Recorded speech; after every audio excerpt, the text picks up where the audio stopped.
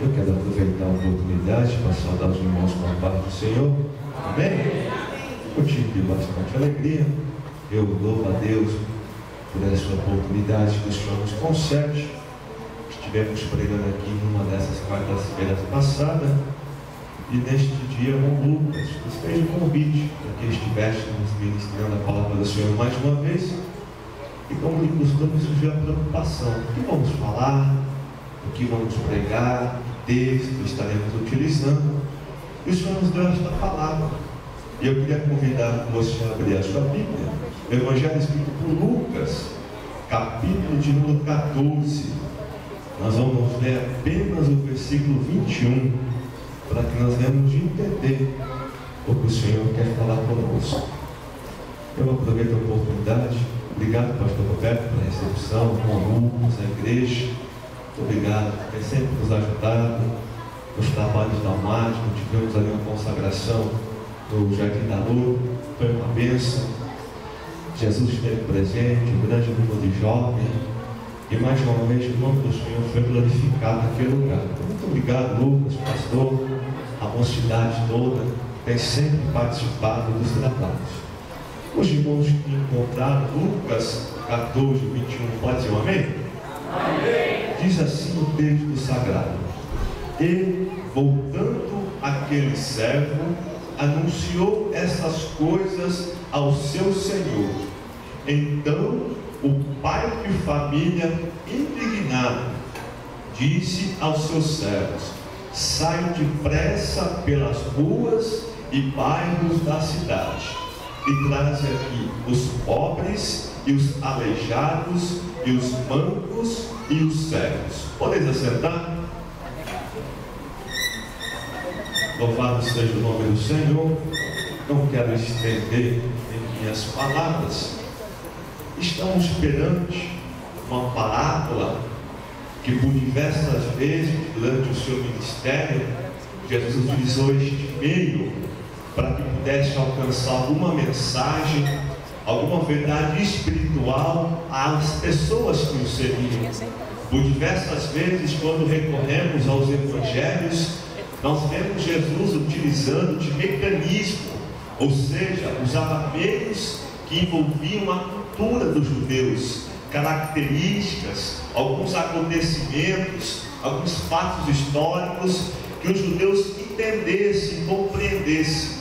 E através deste cotidiano dos judeus, Jesus pegava esta mensagem e passava aquilo que ele estava querendo dizer, para que pudesse ser fácil a interpretação dos judeus. E nesta vez não foi diferente.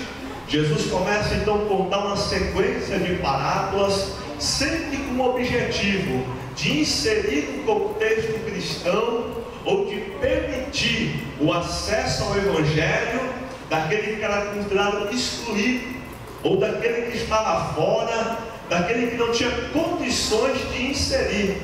Jesus então começa a contar uma sequência de história que o objetivo principal era dar acesso a essas pessoas. E Jesus entra então na parábola da grande ceia, que ele começa a contar que um certo rei de um povoado ou de uma província prepara o casamento do seu filho.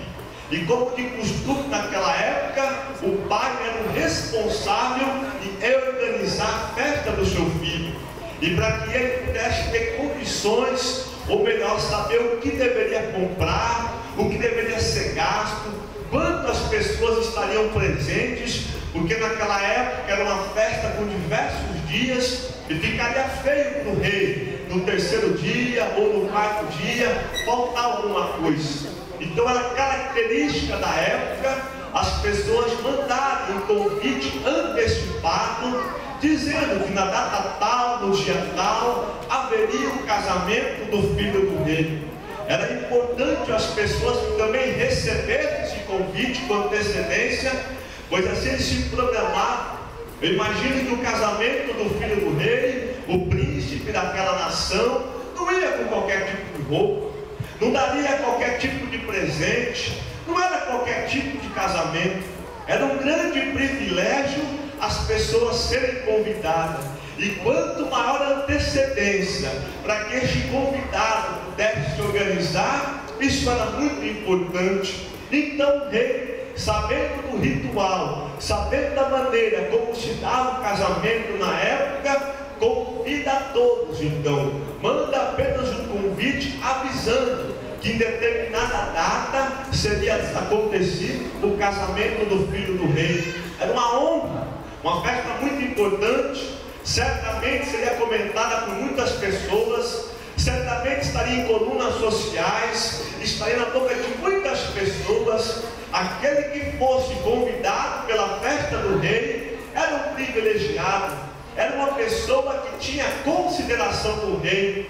E o rei então manda o convite avisando, e neste primeiro convite, todos que confirmavam o nome, chegando perto do casamento, o rei mandava mais um mensageiro avisando: olha só, aquele convite de casamento do meu filho, que você já confirmou a presença ao tempo tal, eu sou o mensageiro do rei, vim apenas relembrá-lo de que no dia tal, no local tal, na hora tal, estará acontecendo o casamento do filho do rei. Era costume, mandava-se o convite àqueles que confirmavam a presença com antecedência. Nos dias próximos, o rei reunia os mensageiros e mandava até lá. Era mais um protocolo, apenas para lembrar da importância do casamento. E chegando então perto desta data do casamento do seu filho, o rei convida os mensageiros e diz: vai na casa tal, na rua tal, no número tal. Apenas relembre a eles que eles confirmaram que estariam presentes, está chegando o dia do casamento.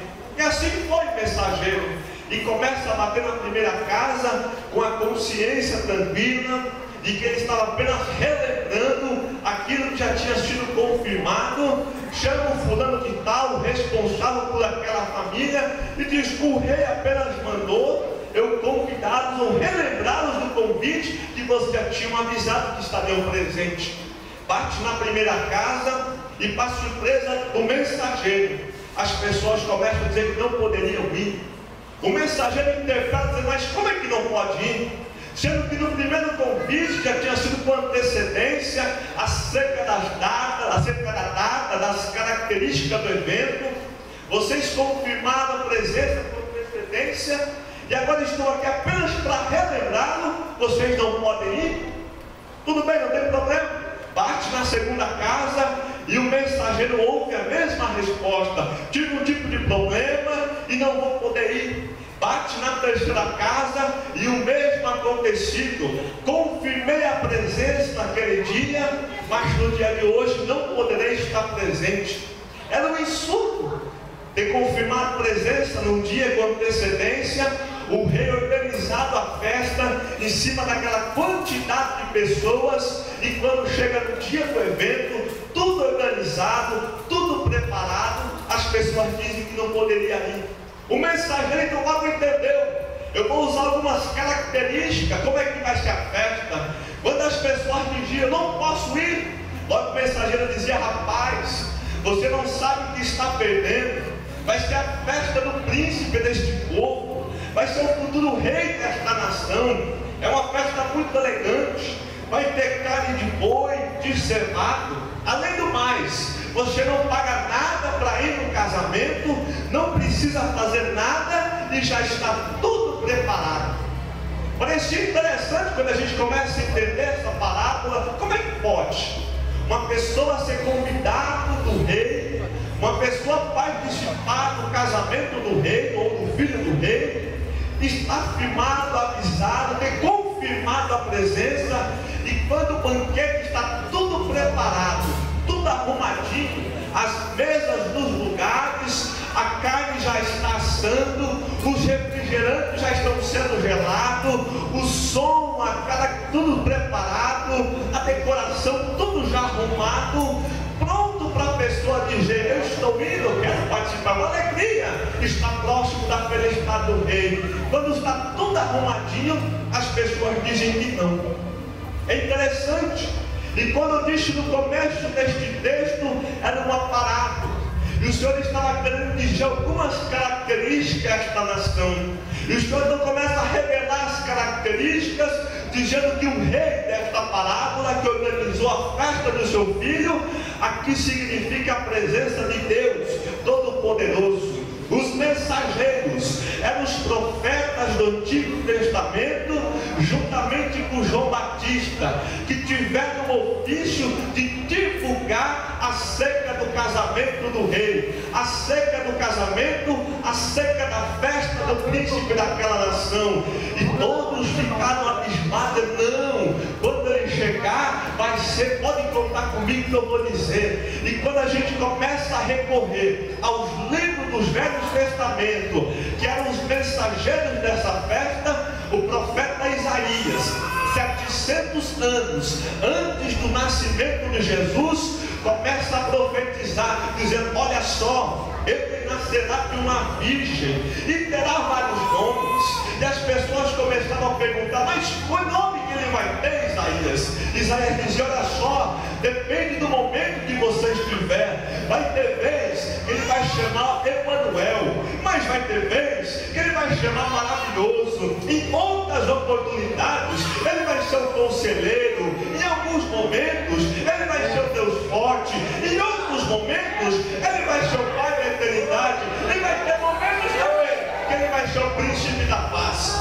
E quando as pessoas ouviam o que o mensageiro estava querendo dizer, as pessoas diziam: quem é esse daí? Isaías dizia: vai ser o rei dos judeus, vai ser o rei de Israel, o único que vai ter poder de colocar a mão sobre a pessoa e dizer: olha só, a partir de agora os teus pecados estão perdoados, eu sou Messias. E as pessoas perguntavam: diga mais alguma coisa, Isaías. Isaías dizia: olha só, ele vai nascer de uma virgem, vai ser da linhagem de Davi, vai ser da raiz de Jessé. E as pessoas perguntavam: que mais? Ele dizia: rapaz, ele vai ser o único capaz de unir o homem a Deus, o único que vai ser capaz de quebrar ou de ter quebrado o laço e voltar até a união entre homem e Deus. E quando as pessoas ouviram dizer: o rei de Israel vai vir, eu quero seguir.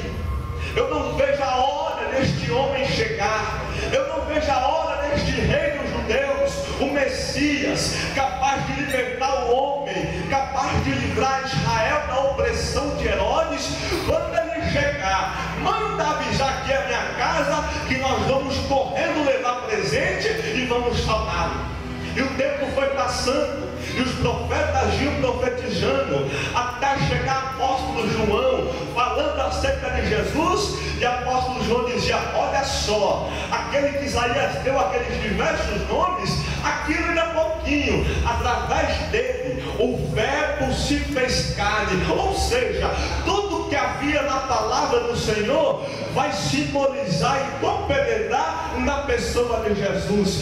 João Batista dizia: não, vocês que consideram como tal, acham que eu sou bambambam, que é isso? Eu vos batizo com água, mas vai vir uma após mim que batizará com o Espírito Santo e com fogo. Ela é tão grande que eu não sou nem capaz de desatar a sandália dos seus pés. Ouvindo isso de João Batista, que era considerado no meio dos judeus, quando ouviram isso, diziam: não, João, avisa a gente que quando ele chegar, nós vamos seguir. João Batista dizia: não, vocês não imaginam, ele sim é o Cordeiro de Deus que tira o pecado do mundo. Essas características acerca do Messias alegravam o povo. O povo, no contexto político, vivia sob o domínio romano, sob o domínio de Herodes, um imperador furioso que perseguia as pessoas. E logo eles pensaram: vai vir Jesus para nos libertar da opressão romana, vai vir Jesus para nos livrar de Herodes, vamos tornar uma nação política importante, um povo rico, um povo reconhecido. Quando vinha esse tal de Jesus, que os profetas vêm dizendo, nós vamos correr e reconhecê-lo como rei desta nação. E o tempo foi passando, e logo chega a notícia: olha só, aquilo que Isaías tinha dito, aquilo que os profetas tinham avisado, o rei acabou de nascer. E nós, o surge a pergunta: mas que palácio de Jerusalém que ele nasceu? As pessoas dizem: não nasceu em palácio em Jerusalém, nasceu numa casinha pequena, lá na cidade de Belém. Mas como é que pode o rei que vai vir para governar esta nação não nascer em nenhum palácio aqui em Jerusalém, mas nascer numa casinha lá em Belém? Mas eu imagino, o quarto deve ser bonito, o quarto deve ser elegante, e a pessoa dizia também não tinha nada para deitar criança, casa simples, não tendo opção, pegou um bebezinho, o futuro rei de Israel, e deitou sobre uma manjedoura. Mas como é que pode? Esperamos um rei, um homem que anda sobre pompas e circunstâncias, um homem que andava sobre carruagem, e vem este homem que nasceu lá em Belém, numa manjedoura, numa casinha muito simples. Eu não sei não, eu acho que os profetas diziam, não era rei de Israel não.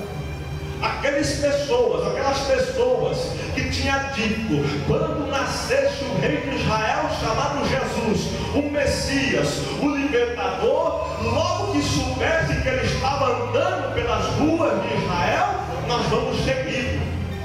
Mas quando souber da notícia que o rei de Israel tinha nascido, mas numa casa simples, estava sob uma manjedoura, as pessoas diziam tudo bem, mas quando chegar uma certa idade, ele vai ascender ao trono, e chega a determinada idade, e ele não ascendia ao trono, muito pelo contrário, ele ficava pregando o evangelho às margens da mar da Galileia.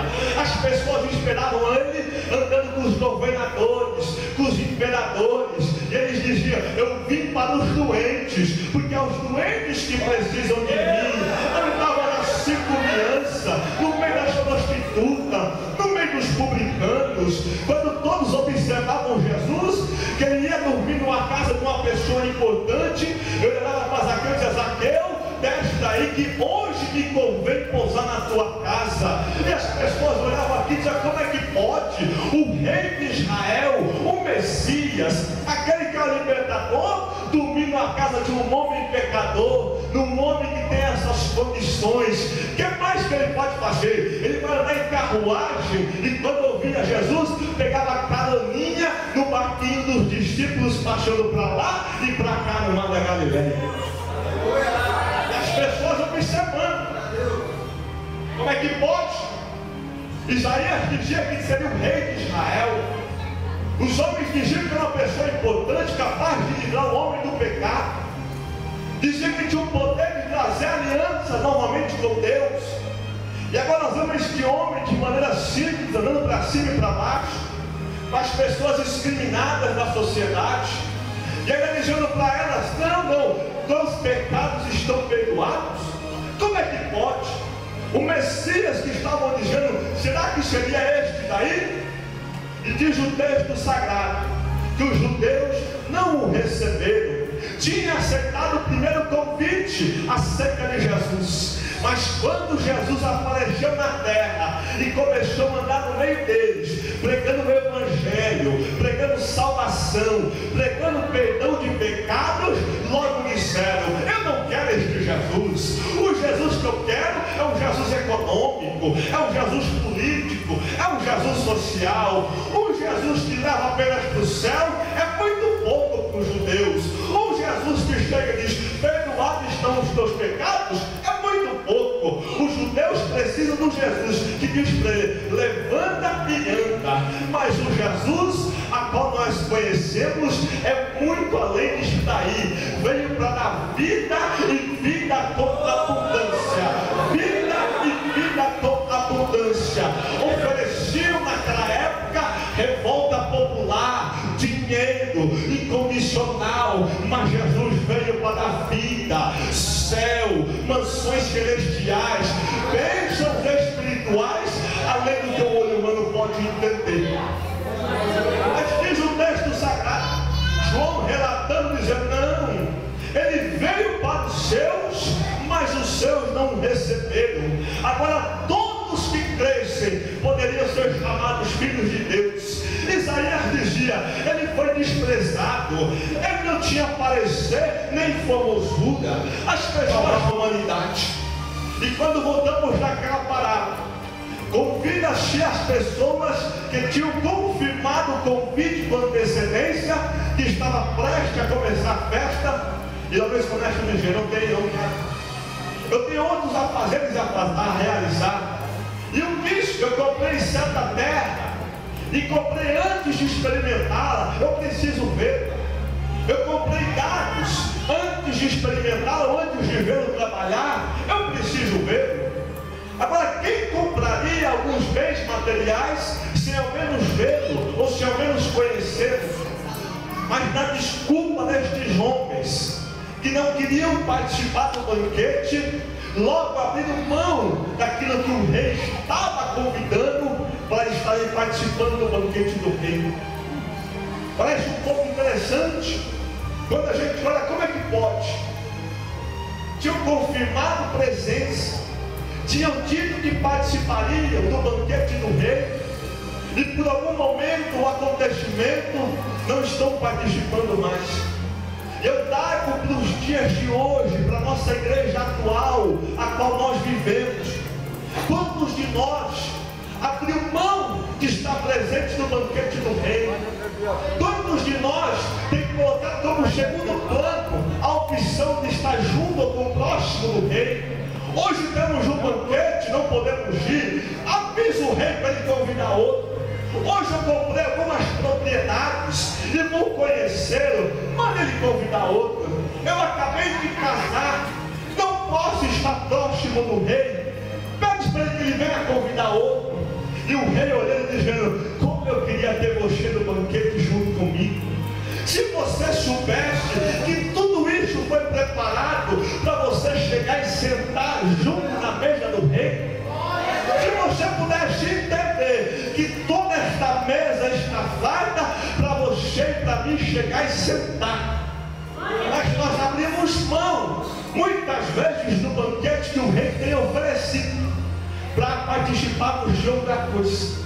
E o próprio Jesus, sabendo disso, no Evangelho de Mateus diz: buscai primeiro o reino do céu, porque estas coisas vos serão acrescentadas. Nesta parábola, Jesus estava querendo dizer: se buscar em primeiro lugar o banquete do Senhor Todo-Poderoso, você vai comprar o melhor gado, vai ter a melhor terra, vai ter um casamento abençoado. Seja fiel ao Deus Todo-Poderoso. Abrimos mão de estarmos participando do banquete do rei. E o rei olha aquela situação e diz: não pode ficar assim. Mande os mensageiros voltar. Diga para eles sair pelas ruas, pelos valados e pelos caminhos. E começa a reunir no lugar de pessoas excluídas, pessoas desconsideradas da sociedade. Chega até ele e diz: olha só, o rei preparou um banquete do seu filho e manda-lhe convidar. E os mensageiros então saem pelas ruas, pelos valados e pelos caminhos para fora da cidade, e começa a convidar todos. E o mais interessante é que o rei, quando manda o mensageiro ir, ele começa a dizer: olha só, é para convidar todos. Todos. Porque certamente os mensageiros sairiam pelas ruas, olhariam para o tipo da pessoa e diziam: este merece estar na festa do rei, esse aqui não merece. Esse aqui tem tipo perfeito de estar na festa do rei, este aqui não merece. Esse tem jeito que vai se comportar quando estiver perto do rei, este aqui não tem jeito. Mas o rei diz: é para convidar todo mundo, independente do jeito que está, independente se for manco, se for cego, se for aleijado, se for leproso, independente da situação, se estiver bêbado ou se estiver drogado, vai lá e manda dizer que o rei preparou uma festa, já está tudo organizada. Se você quiser ir, a porta está aberta. E sai o mensageiro e começa a passar por pé dos botecos, por pé dos prostíbulos, para o camarada e diz: olha só, meu amigo, o rei manda preparar uma festa e mandou você aqui até lá. A pessoa olhava para si e dizia: mas como é que pode? com esta barba grande, com esta roupa que eu estou vestindo. Ninguém nunca veio atrás de mim para dizer uma palavra. Ninguém nunca veio dizer nada para mim. Ninguém sempre passou do meu lado. Ninguém nunca olhou para mim. E agora você manda dizer que o rei preparou uma festa e manda convidar. O que eu tenho que fazer para ir lá? Aí o mensageiro dizia: não tem que fazer nada. Vai do jeito que você está, da maneira que você está, com a roupa que você está, com o visto que você está, que o rei está preparando e esperando você lá no banquete. E aí o mensageiro começa a dizer: quer ir ou não quer ir? Aí a pessoa levanta assim: eu imagino, pastor Roberto, mas como é que pode ir? Tem tantas pessoas melhores aqui na cidade. E o rei manda chamar justo eu, leproso, desconsiderado. O que é que eu fiz para merecer isso daí? Aí o mensageiro diz: você não fez nada, é pela graça. Você não merece, não tem condições de pagar quem fez, mas mesmo assim o rei te convida a participar do banquete. Éramos doentes, éramos leprosos, éramos mancos, éramos aleijados, vivíamos caminhos de no valado, até que um dia, pela misericórdia do Senhor, Ele mandou um mensageiro até mim e mandou até você dizer: olha só, hoje à noite tem culto numa congregação ali no Jardim Minnesota. Se você quiser participar, tem um banquete preparado para você. Se você quiser entrar, vai lá, que o rei está esperando para ter um encontro com você. E nesta noite o Senhor preparou esta porta, esta mesa, este banquete para dizer: você era desconsiderado lá fora, mas hoje tem um banquete espiritual te esperando nesta noite.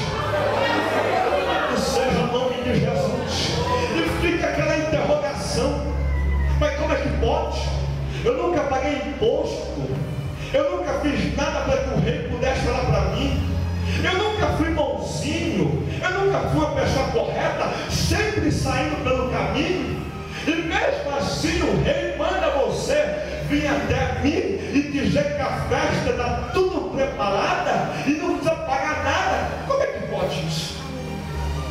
E quando a gente começa a pensar na salvação, pastor Roberto, o que Deus viu na gente? O que Deus viu em mim? O que Deus viu em você? O que nós chamamos a atenção em Deus, a não ser o amor que Ele tem para conosco, a não ser a graça que Ele tem para dizer: ó, você não merece, não tem condições de pagar o que eu vou fazer, mesmo assim eu vou permitir que você acesse ao banquete espiritual que eu tenho preparado para os meus filhos na terra. Aquilo gera uma interrogação: mas eu sempre fui discriminado. Sempre as pessoas olhavam e diziam para mim: você não vai chegar a lugar nenhum. E agora o rei manda dizer para mim que tem uma festa preparada e que eu não tenho que pagar nada para chegar lá e participar. Eu imagino dizendo: não dá um tempinho, eu vou até em casa, vou barbear, meu irmão. Eu vou em casa, vou tomar um banho. Eu vou em casa, vou me perfumar. Deixa eu largar o vício primeiro. Deixa eu abandonar o que o mundo tem me segurado. Deixa eu largar tudo que Ele tem me dado. Depois manda avisar com o rei que eu vou. Aí o mensageiro dizia: não. Ele mandou chamar manco. Se não for manco lá, ele vai falar que eu não fiz o serviço direito. Ele mandou chamar, foi aleijado. Se o aleijado chegar lá, ele vai dizer que eu não fiz o direito. Do jeito que você está, pode ir, quem está te esperando.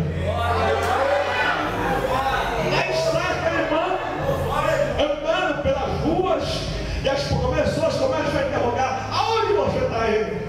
Ele dizia: o rei preparou um banquete e mandou me convidar. Aonde que você está indo? É isso mesmo. O rei desta província preparou um banquete, o filho dele vai casar e mandou me convidar. É para ir do jeito que eu estou, não precisa mudar nada, não vai pagar nada. Chega lá e já está tudo arrumado. E as pessoas dizendo: como é que pode? Esse rei deve ficar doido. Esse rei não está batendo bem na cabeça.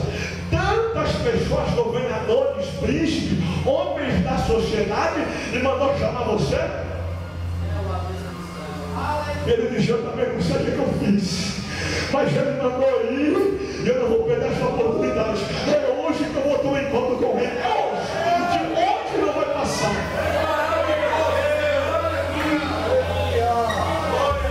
Aí o homem andando, sentindo ao palácio, aqui na cabeça: como é que pode? Tanta pessoa para ele convidar, ele vai me chamar. Tanta pessoa para ele mandar ir na festa, ele mandou eu ir na festa. E aquilo vai pensando: será que é verdade? Será que aquilo que o mensageiro falou é verdade? Será que aquilo que é verdade, será que está tudo certinho? E vai chegando, vai chegando. Eu imagino o rei na entrada: 2 manos, 4 manos, 5 manos, 9 aleijados, 11 coxos, 13 leprosos, 15 doentes, 10 bêbados, 12 drogados. E o rei vai contando, ele vai contando. Quando ele vê que chega uma quantidade grande de pessoas, diz o texto sagrado que ele sai no banquete. Observa o contexto geral da festa e diz: ainda está faltando banco na mocidade, ainda falta cadeira no meio dos obreiros, ainda falta banco no meio das irmãs, ainda falta mais obreiro na porta do lado esquerdo, ainda falta mais obreiro do lado da porta de fora. Reúne os mensageiros e vamos diz: vem cá, sai de novo, convida todo mundo que ainda tem lugar no meio da festa. Enquanto não encher tudo isso aqui, o banquete não vai começar. Na primeira remessa entrou eu e entrou você, mas ainda tem lugar, ainda tem banco vazio. E o rei manda dizer através do mensageiro: pode sair atrás do povo, que enquanto não encher isso aqui, o banquete espiritual não vai começar. Ele dá as características: é ir atrás do manco, do aleijado, do coxo, lá longe, aonde ninguém chega. Pode dizer que foi o rei que mandou falar para você: ele quer mudar a tua vida hoje, quer mudar a tua história hoje, quer transformar a tua vida hoje. Se quiser participar, o rei está te esperando de portas abertas. Fica de pé, por gentileza. De cada vassoura, da vassoura, poder do evangelho, poder de abraçar aquilo que ninguém abraça, poder de alcançar aquilo que ninguém alcança. Jesus de Nazaré chega lá. Jesus de Nazaré chega lá. Eu queria perguntar para você nesta noite: o mensageiro manda te dizer: ainda tem lugar na festa, e ainda falta você. Ainda tem lugar na festa, e ele manda dizer: o banquete está próximo para começar.